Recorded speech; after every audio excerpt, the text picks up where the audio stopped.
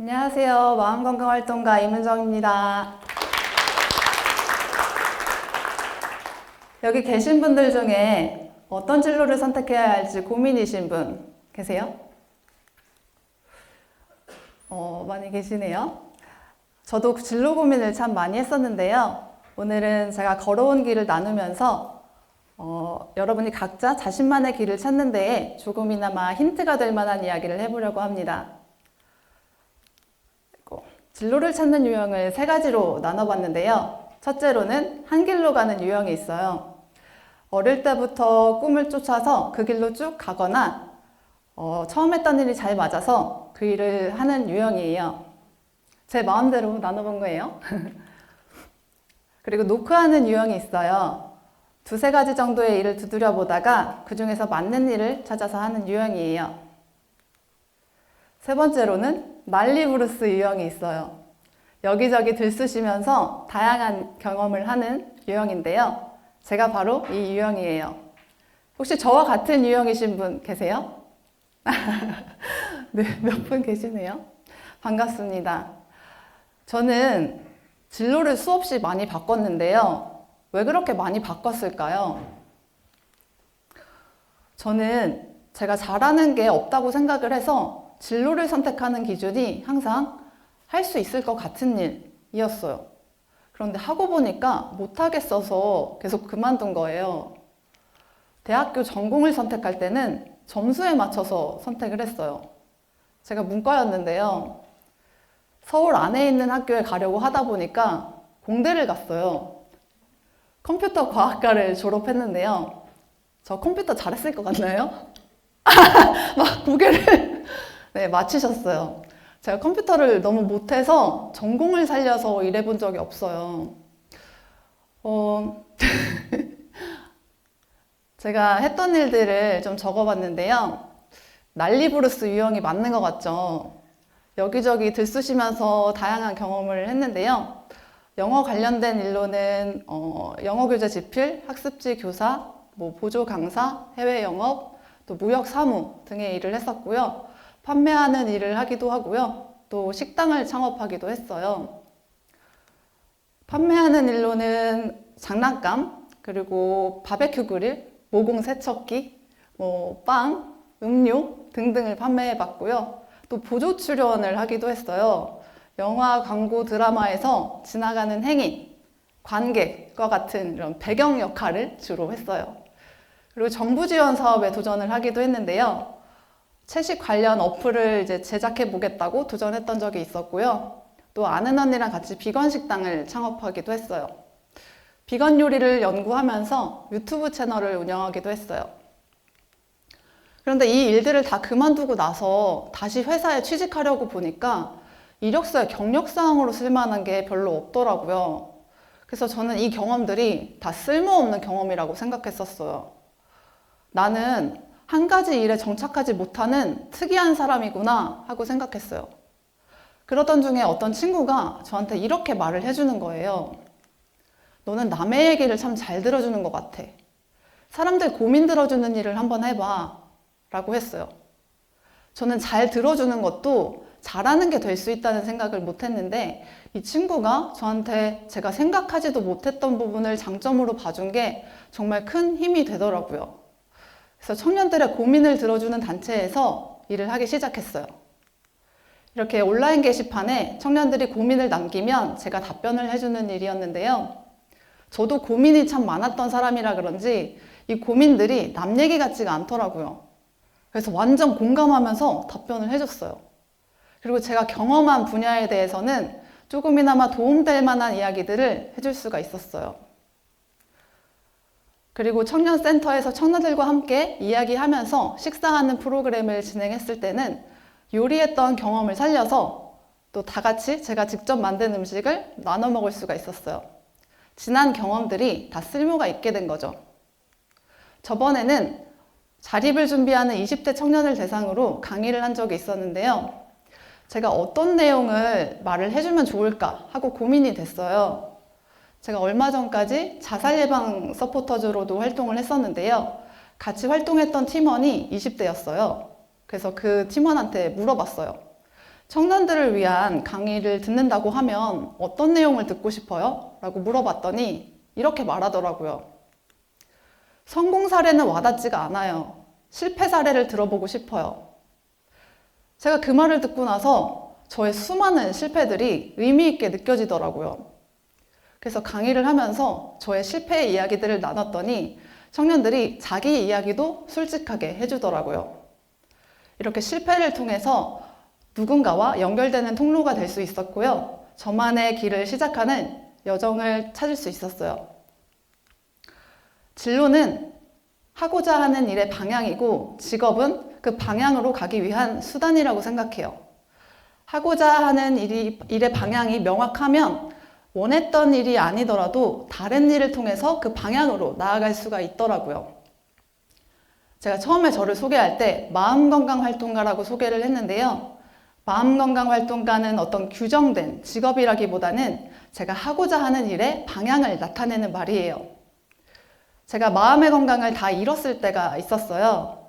그때 대인기피증, 공황장애, 그리고 자살 충동에 시달리면서 굉장히 힘든 시간을 보냈었는데요. 그때 제가 스트레스를 많이 받았을 때는 일시적으로 몸에 마비가 온 적도 있었어요. 그래서 한순간에 말을 못해서 글을 써서 소통을 해야 했고요. 다리가 안 움직여져서 휠체어를 타기도 했어요. 이런 일들을 겪고 나니까 마음 건강이라는 게 정말 중요하구나 라는 걸 깨닫게 됐고요. 그 이후로 이렇게 마음건강활동가라는 방향성을 가지고 다양한 활동을 시작했어요. 때에 따라서 저는 강연이나 강의를 하는 사람이 되기도 하고요. 글을 쓰는 사람이 되었다가 모임을 진행하는 사람이 되기도 해요. 이 일들은 사람들의 마음 건강 회복에 초점을 맞춘 일들이에요. 다 다른 일처럼 보일 수 있지만 실은 다 같은 하나의 일인 거죠. 진로를 선택할 때 어떤 직업을 가지면 좋을까 하고 생각하시는 경우가 많은데요. 어떤 뚜렷한 방향성이나 목적 없이 직업을 찾으려고 하다 보면 원했던 직업을 얻지 못했을 때 크게 좌절하는 경우가 생겨요. 이건 제 얘기인데요. 제가 예전에는 좋은 직장에 가야겠다라는 생각으로 막연하게 대기업을 목표로 취업을 준비했었어요. 그런데 직무에 대한 이해도 없고 그냥 뚜렷한 방향성도 없다 보니까 마구잡이로 지원을 한 거예요. 그러니까 어떻게 됐겠어요? 다 떨어졌어요. 어떻게 보면 당연한 결과였죠. 공무원 시험을 준비하시는 분들 중에 매년 시험에 떨어지고 나니까 나이는 들고 무력감에 빠지는 경우도 봤어요. 이렇게 살면서 원했던 직업을 얻지 못하기도 하고요. 직업이라는 게 없어지기도 하고 새롭게 생겨나기도 하는 거잖아요. 그래서 직업에 국한해서 진로를 찾기보다는 큰 방향성을 고려하는 게 정말 중요하다고 생각해요. 제가 만약에 제가 할 수 있을 것 같은 일만 가지고 진로를 찾으려고 했다면 지금 하고 있는 일들을 아무것도 하지 못했을 거예요. 왜냐하면 저는 어릴 때부터 발표 불안증이 너무 심해서 이렇게 많은 사람들 앞에서 이야기하는 거는 상상도 못했고요. 또 모임을 진행하는 것도 생각도 해본 적이 없었어요. 그런데 저와 같이 마음이 힘든 사람들의 마음 건강 회복을 이제 진로의 방향성으로 삼고 나니까 조금 부족하더라도 해보자 라는 마음으로 도전하게 된 거예요. 누군가의 따뜻한 말 한마디와 응원, 그리고 절망적인 환경에서 극복해낸 사람들의 이야기가 저에게도 도전할 용기를 줬어요. 진로를 또 선택할 때 잘하는 것 아니면 좋아하는 것 중에서 하면 좋다고 생각할 수 있는데요. 잘하는 것과 좋아하는 건 지금 없더라도 나중에 생길 수도 있는 거고요. 또 바뀔 수도 있는 거잖아요. 반면에 실패와 아픔은 누구나 겪는 거니까요. 이것들을 어떻게 의미 있는 과정으로 바꿀 수 있을지를 생각해 보는 것도 나만의 길을 찾는 좋은 방법이라고 생각해요. 나의 실패는 누군가에게 위로를 줄 수 있고요. 내가 실패를 극복해 나가는 과정은 누군가에게 힘과 용기를 줄 수 있어요. 그게 나에게도 삶의 의미와 활력을 찾을 수 있게 해주더라고요. 그래서 실패를 또 다른 말로 하면 특별함이라고 생각해요. 20대 때부터 머리카락이 빠져서 탈모 고민으로 힘들어하던 한 청년이 있었어요. 이 청년은 자기 꾸미는데 엄청난 시간을 많이 들였대요. 그런데 머리카락이 빠지고 나니까 그 시간이 줄어든 거예요. 그래서 우울감에 빠져서 학교도 못 가고 그랬대요. 그런데 나중에 가발을 만들어서 판매하는 사업을 시작하면서 자신과 같이 탈모 고민으로 힘들어하는 많은 사람들의 고민을 해결해주는 분이 되셨어요. 하루아침에 전신마비 판정을 받고 정규직으로 입사하기로 되어 있던 회사에 못 가셨던 분이 계신데요. 유튜브 미라클 채널을 운영하시는 박위님 아세요? 네, 이분이 유튜브로 자신의 이제 장애인으로서의 삶을 공유하면서 지금 장애와 비장애를 넘어 많은 사람들에게 감동과 희망을 주는 크리에이터가 되셨죠. 어쩌면 이분들의 이야기는 그저 한 사람의 고민으로만 남을 수 있었을 이야기였는데 이렇게 각자만의 특별함이 되어서 진로로 이어지게 된 거죠. 그러면 이렇게 나만의 특별한 길을 찾으려면 어떻게 해야 될까요? 우리는 모두가 다 다른 사람들이기 때문에 누구나 나만의 이야기를 가지고 있어요. 그래서 저는 나만의 이야기를 기록해 보시기를 추천드려요. 카메라 앞에 서는 게 두렵지 않으시거나 영상을 잘 다루시는 분들은 유튜브를 시작하셔도 좋고요. 누구나 할 수 있는 방법으로는 글쓰기를 추천하고 싶어요. 글을 쓰면 나의 삶을 정리하고 돌아보면서 나를 좀 더 이해할 수 있고요. 또 SNS에 글을 쓰다 보면 내 글에 공감하고 응원해주는 사람들이 나타나면서 삶의 의미와 활력을 찾을 수도 있어요. 그리고 시간이 지나서 다시 나의 글을 읽어봤을 때 초심을 회복하고 방향성을 다잡는 데에도 큰 도움이 돼요. 저는 예전에 제가 썼던 글을 읽으면서 혼자 감격하고 혼자 울 때도 있어요. 글쓰기는 새로운 기회를 가져다 주기도 하는데요. 저 역시도 글을 쓰면서 정말 다양한 기회를 얻을 수 있었고요. 또 제가 새로운 진로를 찾을 수도 있게 되었어요.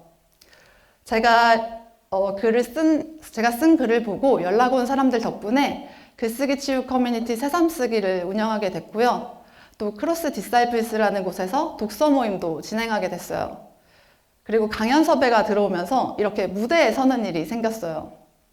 글쓰기는 저와 같은 고민을 하는 사람들과 연결되는 통로였고 제가 진짜로 하고 싶은 일이 뭔지 찾을 수 있게 도와줬어요. 진로는 한 곳에 정착하는 점이 아니라 선으로 이어지는 여정이라고 생각해요. 때로는 길을 잃고 방황하는 것처럼 보일 때도 있지만 그것 또한 여정인 거죠. 모두가 각자만의 특별하고 아름다운 인생의 지도를 그려가셨으면 좋겠어요. 물론 우리가 걷는 그 길의 여정이 늘 순탄하지만은 않을 거예요. 그렇지만 그 길 위에서 겪는 모든 경험들을 통해서 나만의 길이 만들어지고 있다는 걸 믿고 나아가셨으면 좋겠어요. 모두가 각자만의 특별한 길을 찾고 그 길이 의미 있는 여정이 될 수 있기를 응원할게요. 지금까지 마음건강활동가 임은정이었습니다. 감사합니다.